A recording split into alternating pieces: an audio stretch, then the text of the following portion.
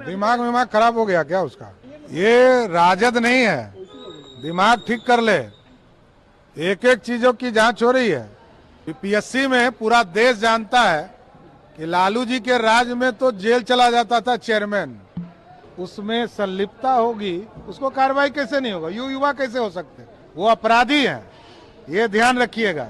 आप देख रहे हैं लाइव बिहार। मैं हूं आपके साथ असलम अब्बास। बिहार में बीपीएससी की तरफ से तीसरे फेज की शिक्षक बहाली को लेकर परीक्षा का आयोजन किया गया था, लेकिन परीक्षा का आयोजन में बड़े पैमाने पर धांधली का मामला सामने आया है और इस पूरे मामले में सॉल्वर गैंग के सैकड़ों आरोपी पकड़े गए हैं। सैकड़ों आरोपी की गिरफ्तारी हुई है और ये गिरफ्तारी हजारीबाग से की गई थी। अब इस पूरे मामले पर बिहार के आर्थिक अपराध इकाई जांच कर रही है, लेकिन विपक्ष लगातार सरकार पर और भाजपा पर हमलावर है और कह रही है कि मिली भगत से इस तरह की काम हो रही है। लेकिन इसी बीच डिप्टी सीएम सम्राट चौधरी ने जमकर निशाना साधा है और कहा है कि आरोपी पर सख्त से सख्त कार्रवाई होगी। साथ ही साथ उन्होंने तेजस्वी यादव को पागल तक करार दिया है। जरा सुनिए किस लहजे में सम्राट चौधरी बोलते हुए नजर आ रहे हैं। तेजस्वी यादव ने सीधे आरोप लगाया कि पेपर लीक मामला जो हुआ बीपीएससी का वो बीजेपी की तरफ से कराया गया है, क्योंकि 17 महीनों में दिमाग विमाग खराब हो गया क्या उसका? ये राजद नहीं है, दिमाग ठीक कर ले। एक एक चीजों की जांच हो रही है। बीपीएससी में पूरा देश जानता है कि लालू जी के राज में तो जेल चला जाता था चेयरमैन।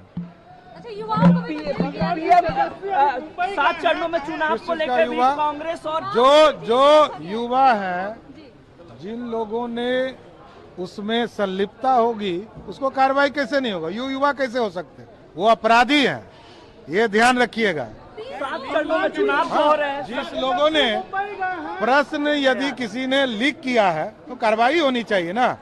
सम्राट जी, पीएम मोदी के मुफ्त का प्रसाद नहीं बढ़ता है। सम्राट जी, पीएम मोदी का तो अभी आपने डिप्टी सीएम सम्राट चौधरी को सुना है किस तरीके से बीपीएससी में शिक्षक की बहाली को लेकर जिस तरीके से परीक्षा का आयोजन हुआ और फिर प्रश्न पत्र वायरल हुआ। सम्राट चौधरी ने तेजस्वी के सवाल पर ही बमक गए और साफ साफ उन्होंने कहा, पागल उगल है क्या? तेजस्वी यादव तो खुद एक आरोपी हैं, अपराधी हैं, भला युवा कैसे हो सकते हैं? उनको युवाओं से क्या मतलब है?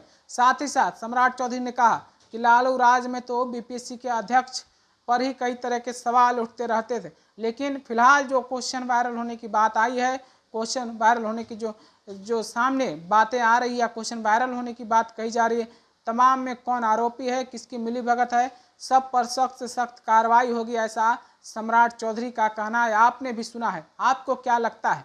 क्या सचमुच में बीपीएससी फेज 3 के जो शिक्षक बहाली हुई है उसमें बड़े पैमाने पर सेटिंग वेटिंग का काम चल रहा था? क्या बड़े पैमाने पर अधिकारी रसूखदार लोग इसमें मिलीभगत का खेल कर रहे थे, या फिर अब कार्रवाई के नाम पर कुछ छोट भैया अपराधी को ही गिरफ्तार किया जाएगा और बड़े जो या बड़ी मछली जो है उस पर कोई कार्रवाई नहीं होगी, जैसा कि पिछले सिपाही बहाली के दौरान भी देखने को मिला था। और जिस तरीके से बीपीएससी फेज 3 शिक्षक बहाली में क्वेश्चन वायरल हुआ है, कहीं न कहीं बिहार में बीपीएससी के ट्रांसपेरेंसी पर, उसके स्पष्टता पर, पारदर्शिता पर अब सवाल खड़ा होने लगा है। हालांकि सम्राट चौधरी के बयान से आप खुद समझ सकते हैं किस तरीके से उन्होंने कहा है और कहा है कि सख्त से सख्त कार्रवाई होगी।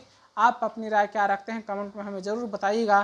तब तक के लिए आपका बहुत बहुत शुक्रिया। लाइव बिहार यूट्यूब पर सब्सक्राइब और फेसबुक पर लाइक जरूर करें।